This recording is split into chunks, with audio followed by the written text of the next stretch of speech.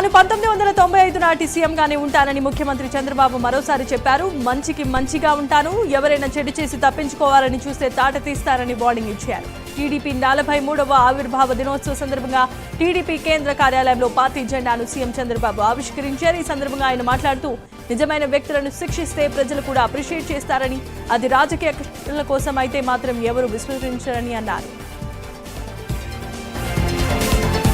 TDP అధినేత 43వ ఆవిర్భావ దినోత్సవ సందర్భంగా జనసేన అధినేత డిప్యూటీ సీఎం పవన్ కళ్యాణ్ శుభాకాంక్షలు తెలిపారు. 1982లో ప్రజల గొంతుకగా మాజీ సీఎం నందమూరి తారక రామారావు స్థాపించిన పార్టీ 43వ సంవత్సరంలోనికి అడుగుపెట్టడం ఆనందంగా ఉందని పవన్ అన్నారు. టీడీపీ 43వ ఆవిర్భావ దినోత్సవ సందర్భంగా తెలుగుదేశం పార్టీ జాతీయ అధ్యక్షుడు చంద్రబాబుకు, జాతీయ కార్యదర్శి లోకేష్ కు, నాయకులకు, కార్యకర్తలకు ఎక్స్ వేదికగా పవన్ విషెస్ చెప్పారు. భవిష్యత్తులో మరింత నిబద్ధతతో ప్రజల పక్షాన నిలబడాలని ఆకాంక్షిస్తున్నట్లు ట్వీట్ చేశారు. టీడీపీ 43వ ఆవిర్భావ దినోత్సవ సందర్భంగా మంత్రి నారా లోకేష్ శుభాకాంక్షలు తెలిపారు. తెలుగుదేశం ఆవిర్భావం ఒక సంచలనమని, ప్రగతి, ప్రజా సంక్షేమం కోసం ఉద్భవించిన పార్టీ టీడీపీ అని, పేదవారి ఆకలి తీర్చేందుకు స్వర్గీయ అన్న నందమూరి తారక రామారావు ₹2కే కిలో బియ్యాన్ని అందించారని గుర్తు చేశారు. సమాజమే దేవాలయం, ప్రజలే దేవుళ్లు అని నినాదించారన్నారు. మంత్రి నారా లోకేష్ టీడీపీ ఆవిర్భావ సభలో కీలకమైన వ్యాఖ్యలు చేశారు. పార్టీలో ఉన్న వారందరికీ పదవులు రావాలన్నారు. గ్రామస్థాయి నాయకులు రాష్ట్ర స్థాయికి ఎదగాలన్నదే తన లక్ష్యమన్నారు. 3 సార్లు పార్టీ పదవులో ఉన్నవారు పై పదవికి వెళ్లాలి, లేదంటే ఒక టర్మ్ బ్రేక్ తీసుకోవాల్సిందిగా కోరారు. ఈ సంస్కరణ తన నుంచే మొదలు పెట్టాల్సిందిగా విజ్ఞప్తి చేశారు. దీనివల్ల యువతకు రాజకీయాల్లో అవకాశాలు వస్తాయన్నారు మంత్రి నారా లోకేష్.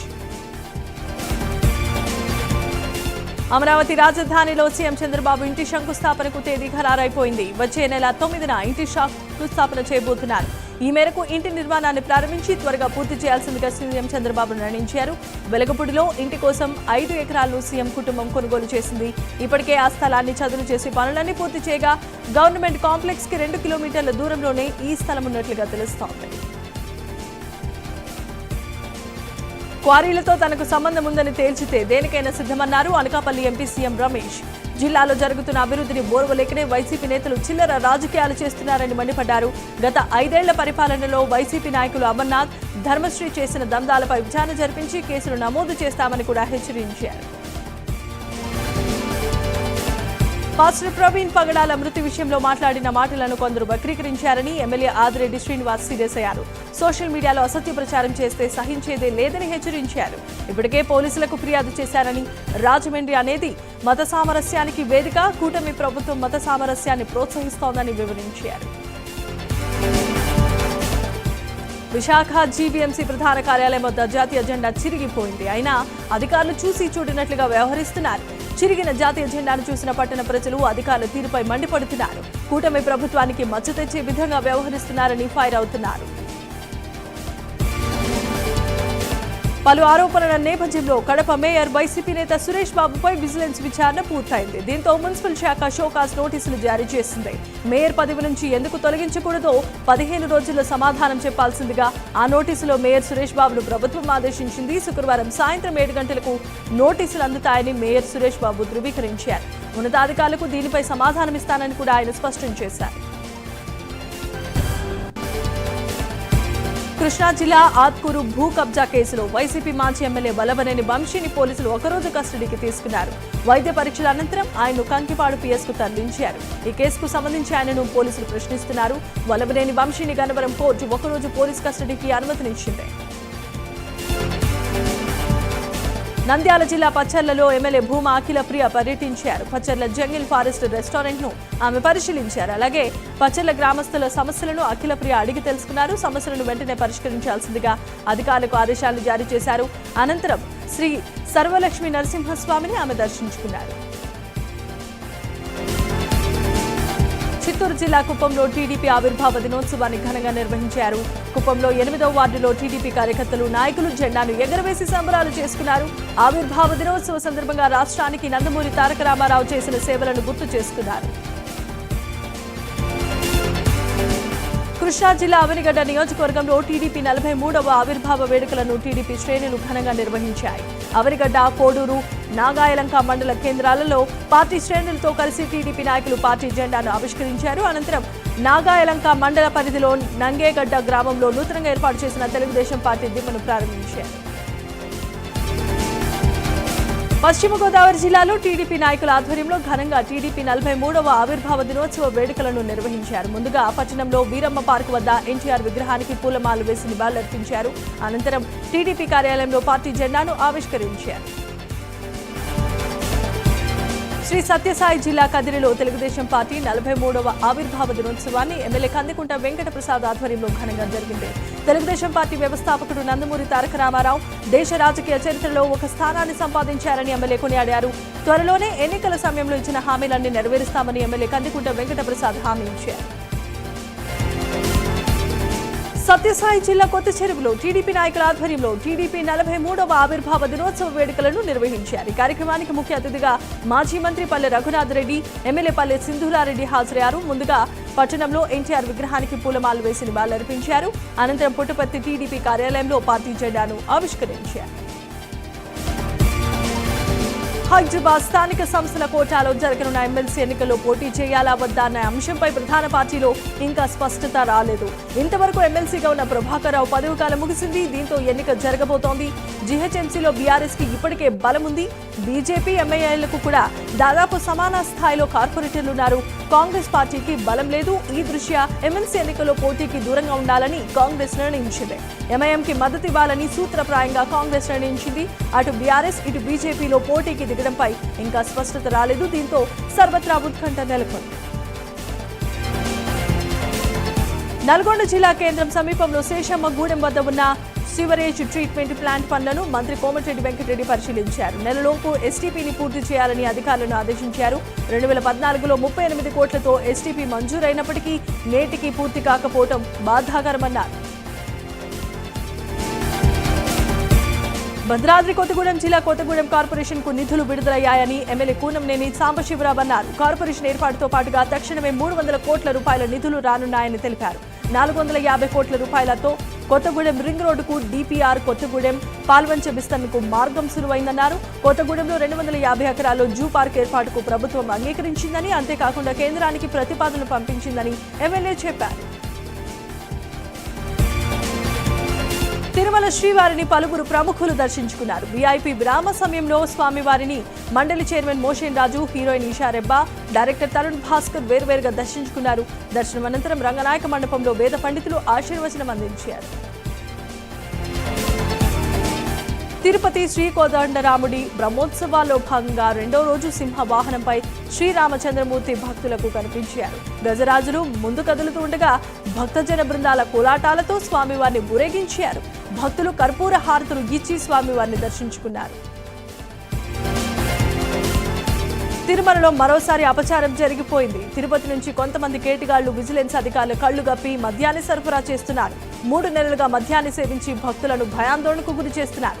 ఇంజనీరింగ్ పనులు జరిగే చోట మద్యాన్ని సేవించి బి టైప్ క్వార్టర్స్ వద్ద కేటిగాళ్లు హల్చల్ చేశారు. తిరుమలలో తరచూ మద్యం బాటిళ్లు కనిపిస్తూ ఉండటంతో ఎక్సైజ్ శాఖ అధికారులు తనిఖీలు చేపట్టారు. ఈ తనిఖీలో మద్యం బాటిళ్లు స్వాధీనం చేసుకుని ఒకరిని అరెస్ట్ చేశారు. అనకాపల్లి జిల్లాలో నూకాలమ్మ జాతర ఘనంగా జరుగుతోంది. ఈ జాతరలో మంత్రి కొల్లు రవీంద్ర పాల్గొన్నారు. స్వామి అమ్మవార్లకు ప్రత్యేకమైన పూజలు చేసి ప్రభుత్వం తరపున పట్టు వస్త్రాలు సమర్పించారు. టెంపుల్ టూరిజాన్ని అభివృద్ధి చేయడం కోసం ప్రభుత్వం కార్యాచరణ రూపొందిస్తోందని మంత్రి కొల్లు రవీంద్ర తెలిపారు. ఇందుకు కేంద్ర ప్రభుత్వం కూడా పూర్తిగా సహకారం అందిస్తుందని ఆయన చెప్పారు. శ్రీశైలంలో ఉగాది మహోత్సవాలు కన్నుల పండుగగా జరుగుతున్నాయి. ఉత్సవాల్లో భాగంగా అమ్మవారు మహాదుర్గ అలంకారంలో భక్తులకు దర్శనమిచ్చారు. అనంతరం స్వామి అమ్మవార్లు ప్రత్యేకమైన పూజలు చేసి శ్రీశైల క్షేత్రపుర వీధుల్లో విహరించారు. స్వామి అమ్మవార్లను దర్శించుకునేందుకు భక్తులు అధిక సంఖ్యలో తరలివచ్చారు. వరంగల్ ఎనుమాముల వ్యవసాయ మార్కెట్కు 4 రోజులు సెలవులు ప్రకటించారు. శనివారం అమావాస్య, ఆదివారం ఉగాది పండుగ, సోమ మంగళవారాలు రంజాన్ పండుగ కావడంతో సెలవులు ఉండనున్నట్లుగా మార్కెట్ యార్డ్ అధికారులు తెలిపారు. ఏప్రిల్ 2 నుంచి యథావిధిగా క్రయ విక్రయాలు కొనసాగుతాయని తెలిపారు. తిరుపతి జిల్లా చంద్రగిరిలో పాడి రైతుల అవగాహన కార్యక్రమాన్ని నిర్వహించారు. ఈ కార్యక్రమంలో ఎమ్మెల్యే పులివర్తి నాని ముఖ్య అతిథిగా హాజరయ్యారు. ఆరోగ్యకరమైన పశువులతో అధిక పాల ఉత్పత్తి, అధిక ఆదాయం లభిస్తోందన్నారు. పశువులకు ఉచిత టీకాలు, మెరుగైన కృత్రిమ గర్భధారణ సేవలు, సబ్సిడీపై మేత, ఆహార పదార్థాల పంపిణీ చేస్తున్నామన్నారు. నంద్యాల జిల్లా డోన్లో సిపిఎం నాయకులు నక్కి శ్రీకాంత్ ఆధ్వర్యంలో స్థానికులు ధర్నా నిర్వహించారు. ప్రభుత్వ స్థలాలను అధికారులు పేదలకు ఇచ్చి గాలికి వదిలేశారని ఆరోపించారు. ఇప్పటికైనా పట్టణంలో కాలనీలకు మౌలిక సదుపాయాలు కల్పించాల్సిందిగా డిమాండ్ చేశారు. అలాగే టిట్కో గృహాలను అర్హులైన పేదలకు కేటాయించాలని కోరారు. జగిత్యాల జిల్లా చలిగల్ జాతీయ రహదారిపై రైతులు నిరసన చేపట్టారు. చలిగల్ ప్రాంతంలో మామిడి కొనుగోలుదారులు రోజుకో ధర చెప్పడంపై రైతులు తీవ్రమైన ఆగ్రహాన్ని వ్యక్తం చేశారు. జాతీయ రహదారిపై మామిడికాయలు పోసి నిరసన తెలిపారు. ముందుగా చెప్పిన ప్రకారం కిలో 74 రూపాయలకే మామిడికాయలను కొనుగోలు చేయాలని డిమాండ్ చేశారు. లేని పక్షంలో నిరసన మరింత ఉధృతం చేస్తామని హెచ్చరించారు. పశ్చిమ గోదావరి జిల్లా నర్సాపురం ఆర్డీఓ కార్యాలయం ఎదుట గ్రామస్తులు ఆందోళన చేపట్టారు. గొందిమూల ప్రాథమిక పాఠశాలను కాపుల కడప పాఠశాలలో విలీనం చేస్తే విద్యార్థులకు రక్షణ కరువవుతుందని గ్రామస్తులు ఆవేదన వ్యక్తం చేస్తున్నారు. దీనిపై వెంటనే అధికారులు స్పందించి విలీనం చేయడాన్ని నిలిపివేయాల్సిందిగా డిమాండ్ చేశారు. లేని పక్షంలో ఆందోళన ఉధృతం చేస్తామని హెచ్చరించారు. కృష్ణా జిల్లా గన్నవరం నియోజకవర్గంలో టీడీపీ ఆవిర్భావ దినోత్సవం రోజున వర్గ విభేదాలు బయటపడ్డాయి. టీడీపీకి కంచుకోట అయినటువంటి గన్నవరం నియోజకవర్గంలో టీడీపీ 2 వర్గాలుగా చీలిపోయింది. యాలగడ్డ వర్గం, జాస్తి వెంకటేశ్వరరావు వర్గం అంటూ ఇరు వర్గాలు వేరువేరుగా పార్టీ వేడుకలను నిర్వహించారు. ప్రకాశం జిల్లా మార్కాపురంలో పాస్టర్స్ ఫెలోషిప్ వారి ఆధ్వర్యంలో శాంతియుత ర్యాలీ నిర్వహించారు. పాస్టర్ ప్రవీణ్ పగడాల మృతిపై న్యాయ విచారణ చేపట్టాల్సిందిగా డిమాండ్ చేస్తూ నగర్ బాప్టిస్ట్ చర్చ్ నుంచి సబ్ కలెక్టర్ వరకు ర్యాలీ చేశారు. క్రైస్తవ సంఘాలపై జరుగుతున్న దాడులను అరికట్టాలని, అలాగే భవిష్యత్తులో ఇలాంటి ఘటనలు జరగకుండా పటిష్టమైన చర్యలు చేపట్టాల్సిందిగా డిమాండ్ చేశారు. ఓ హోటల్లో కస్టమర్ ఆర్డర్ చేసిన ఇడ్లీలో బొద్దింక ప్రత్యక్షమైంది. నెల్లూరులో మురళీకృష్ణ హోటల్లో కస్టమర్ సాయి ఇడ్లీ ఆర్డర్ చేశాడు. ఇడ్లీలో బొద్దింక రావడంతో షాక్ కి గురైన కస్టమర్ హోటల్ సిబ్బందిని ప్రశ్నించగా హోటల్ సిబ్బంది నిర్లక్ష్యంగా సమాధానం చెప్పడంతో ఫుడ్ సేఫ్టీ అధికారులకు కస్టమర్ ఫిర్యాదు చేశారు. ఇటువంటి హోటల్స్ పై చర్యలు తీసుకోవాల్సిందిగా డిమాండ్ చేశారు. హనుమకొండ జిల్లాలో ఐపీఎల్ క్రికెట్ బెట్టింగ్ పై పోలీసులు ప్రత్యేకమైన నిఘా పెట్టారు. బెట్టింగ్లకు పాల్పడితే కఠినమైన చర్యలు తప్పవని కమలాపూర్ సీఐ హరికృష్ణ హెచ్చరించారు. సులభంగా డబ్బులు సంపాదించాలనే దురాశకు యువత దూరంగా ఉండాల్సిందిగా సూచించారు. ఎవరైనా క్రికెట్ బెట్టింగ్లకు పాల్పడితే పోలీసులకు సమాచారం అందించాల్సిందిగా సీఐ హరికృష్ణ కోరారు. వరంగల్ పోలీసులకు టాటూ గ్యాంగ్ సవాల్గా మారిపోయింది. అంతర్రాష్ట్ర దొంగల ముఠా నగర పరిధిలో తిష్టవేసినట్లుగా పోలీసులు అనుమానాలు వ్యక్తం చేస్తున్నారు. విద్యారణ్యపురిలో భారీ దోపిడీకి ముఠా యత్నించింది. దీంతో అక్కడ ఉన్న సీసీ కెమెరా ఫుటేజ్ ఆధారంగా దొంగల ముఠాను పట్టుకునేందుకు ప్రయత్నిస్తున్నారు. ఈ నేపథ్యంలో ప్రత్యేక బృందాలను వరంగల్ పోలీస్ కమిషనర్ సన్ప్రీత్ సింగ్ రంగంలోనికి దింపారు. రాజేంద్రనగర్ అత్తాపూర్లో ఓ వివాహిత ఆత్మహత్య చేసుకుంది. మెహందీ ఆర్టిస్ట్ పింకీ తన చిన్నితో గురివేసుకుని ఆత్మహత్య చేసుకుంది. సమాచారం అందుకున్న పోలీసులు సంఘటనా స్థలానికి చేరుకుని మృతదేహానికి పోస్టుమార్టం నిమిత్తం ఆసుపత్రికి తరలించారు. సంవత్సరం క్రితం అమీష్ అనే వ్యక్తిని పింకీ వివాహం చేసుకుంది. ఆ తర్వాత తలెత్తిన కుటుంబ కలహాల కారణంగా ఆత్మహత్య చేసుకున్నట్లుగా అనుమానాలు వ్యక్తమవుతున్నాయి.